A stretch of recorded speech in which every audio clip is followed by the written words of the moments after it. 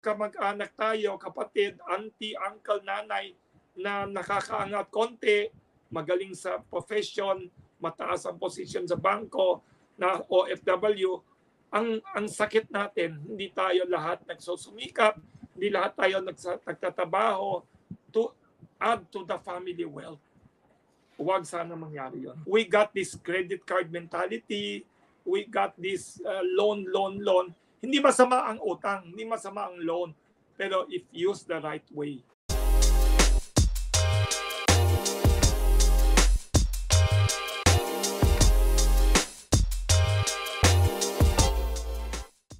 Alam mo, there are millions of people in the Philippines with OFW relatives. Millions. Maybe tens of millions, di ba, Neil?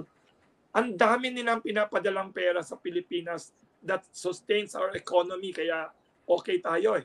Yun ang one good news pala natin, Neil. We have so many heroes, OFWs, who pump money to the economy. Pero ang very sad, many of the relatives in the Philippines, puro sa mall gumagastos lang. Hindi nagtatrabaho. Alam mo, kung magtrabaho ka sa Manila or sa probinsya to add to your family's income, dapat yumaman na lahat ng tao sa Pilipinas, Neil. Maraming pensyonado sa Pilipinas. Hindi nagtatrabaho kasi one thing we have to overcome. Pag may isang kamag-anak tayo, kapatid, auntie, uncle, nanay na nakakaangat konti, magaling sa profession, mataas ang posisyon sa bangko, na OFW, ang sakit natin, hindi tayo lahat nagsusumikap, hindi lahat tayo nagtatrabaho to add to the family wealth. Huwag sana mangyari yun. Yeah. Yun yung masaklap to na yung mga OFW, sila yung nagpapagod, hihirap, yes. Tapos nasa squander lang. And like what you've said, no, it's really not about how much you get, how much you keep by putting into every peso. Budgeting, in short, na hindi pa dumarating yung pera, na-allocate mo na kung saan, which sinabi mo nga, si Villa, nag-set aside, whatever happens, basta ito lang tatabi. Yes. Pero since we are in the yes. Hindi, continue. May napansin pa ako, yun about utang. We have to learn in the Philippines to manage utang very well.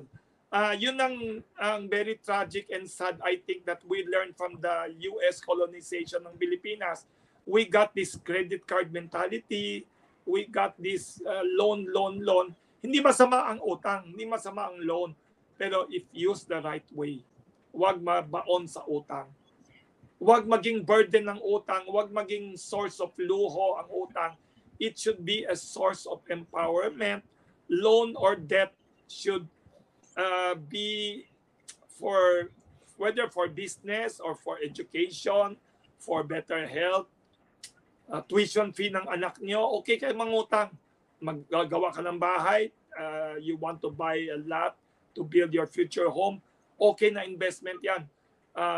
Pero wag yung mga nonsense, useless expenses.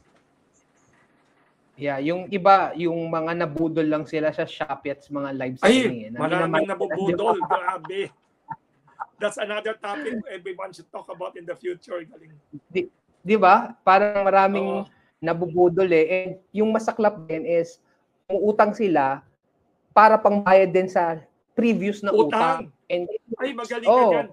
Alam mo, isa pang pwede mo igawang topic in the future, walang biro, mga tinatawag na online loan scams, mga loan sharks. Yung mga nagpapautang sa internet na binubudol mga tao.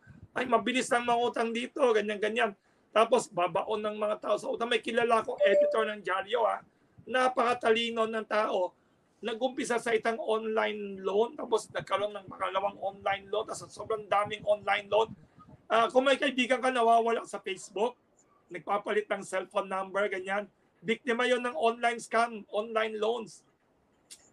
Ay, nagpapalit ng identity sa social media. Yeah, kaya pala minsan may mga tumatawag, yung paulit-ulit may hinahanap na tao, pero ibang number lang. Nangungulit. Yun. Yes. Learn to manage debt. Yeah, so you're saying may good debt, may bad debt. And then, Yes. kailangan yung debt is something na asset. It would lead to Yes. an investment, hindi yung basta Yes. luho mo lang. Pero, Yes. siguro practical tip, paano ka mag-say no sa mga tempting sales or yung talagang feeling mo na deprived ka, healing your inner child? How can you say no to it? Kasi syempre, may mga struggle yung mga kababayan natin yung mga hindi pa marunong mag-save. Magaling ka. Alam mo, magandang tanong yan. It's a very good question kasi alam mo bakit? Mas mabilis kayong mabudol because with the click of a phone lang, pwede ka na bumili sa online shopping. Delivered pa to your home. Kaya ang daming paano. Kaya we have to learn. Alam mo, one way when I was a kid, I was a younger person pa, make it difficult for you. Huwag natin gawing easy to withdraw money sa ATM and then ubusin. Huwag natin gawing mabilis gumamit ng online shopping. One way to do it is to invest your money. Invest ka sa stocks, invest ka sa real estate, invest ka sa isang bahay. So pag napilitan ka na mag-save, edi nasa utak mo buwan-buwan, ilang porsyento ng pera mo pangbayad sa housing loan mo, pangbayad sa investment mo. Yan, that is one way to discipline yourself. Ako tingin ko, kung may utang ka na maganda, na maayos, na binabayaran mo non-stop, that is one way to restrain yourself. Ay, wag na tayo bumili ng extra na kotse na hindi naman kailangan. Wag na bumili ng extra jewelry or luho dyan na walang kwenta kasi may hinuhulugan ka pa na matino. May housing loan ka, may binili kang condo, or may in-invest kang something sa stocks or anything, or may insurance ka. Alam mo, insurance is one great way to force yourself to save. Kasi akala ng tao, alam mo Neil, nung bata pa tayo, pag bumibili ka ng insurance, pangpatay lang yan. Ibig sabihin, bibili ka insurance para pag may mamatay sa pamilya, may makukuhang pera. The good news, ang magandang balita ngayon sa mundo, ang mga insurance company, hindi na lang nagbebenta ng death policy na yun. Alam mo yun, pag may namatay, saka kayo may makukuha sa pamilya. Ngayon, yung mga tao na nakakabili ng life insurance and other insurance, kung mahaba ang buhay mo, kung mapalad ka, you are blessed by God with long life, don't cry, don't be sad. You will still get retirement money. Parang pension mo yon. That is one good way to discipline ourselves, Neil. Kasi we need others to help us to discipline ourselves. Kung tayo lang, our nature is to spend, our nature is to bisyo, gastos, enjoy. We have to discipline ourselves by investing. Life insurance, housing loan, dami. There are many ways. And talk to people like Neil and Marvin Garemo, listen to all their stories, watch how other people did it, then you will be inspired. Kung kaya niya, kaya ko rin yan. Tao din yan yung mga successful people. Yeah, maganda yung sinabi mo, no? If nag-budget ka, let's say, itong certain percentage investment sa saving, pagtingin mo sa bangko, hindi mo makikita maraming pera mo kasi alam mo na-allocate Yung mahirap kasi kung hindi ka nag-budget mo, nasa isang ATM lang lahat, may extra money ako. Pero kung na-allocate mo na, alam mo talagang limited yung resources mo. Na-mention mo kanina, no, yung mga napubudol. I remember in one of my speaking engagements sa isang company, I was talking about habits para talagang hindi ka mabudol at nahihirapan ka, let's say, sa mga online shopping. Katulad ng sinabi mo, kailangan pahirapan mo yung sarili mo. So, kung kailangan mo mag-uninstall yung app, kung kailangan ilagay mo yung cellphone mo sa taas ng cabinet, you need to do it. Kasi yung minor inconvenience na yun, it can deter you from doing the bad habit. So, you just need to be mindful of things. Pati ATM, don't make ATM easy na parang ATM, pindot-pindot ka lang. Pag alam mo, hindi ko makalimutan lesson nung bata ako. Nasa college ako, kung magkano ang pera ko sa wallet, nauubos yun. Alam mo yan? Nauubos. Kunyari sa wallet ko may 200 ka, mauubos yan. Pero pag linagay mo sa wallet mo 100 lang, pagtsatsagaan mo 100 buong araw.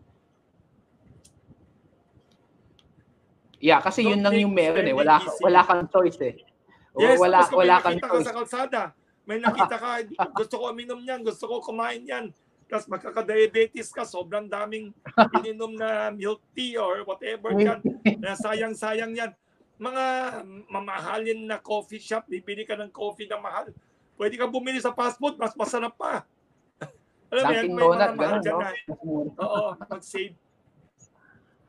Yeah. So, it really, it really depends on what you prioritize. Kaya nga napaka-importante to surround yourself with people who have goals and have priorities na hindi lang puro luho. Yung mahirap rin kasi binabangga natin yung culture ng consumerism ng Pilipino. Yes. And kaya nga we have itong mga channel na to, and I'm sure as you're educating in your columns, ganun din yung pag-impart mo.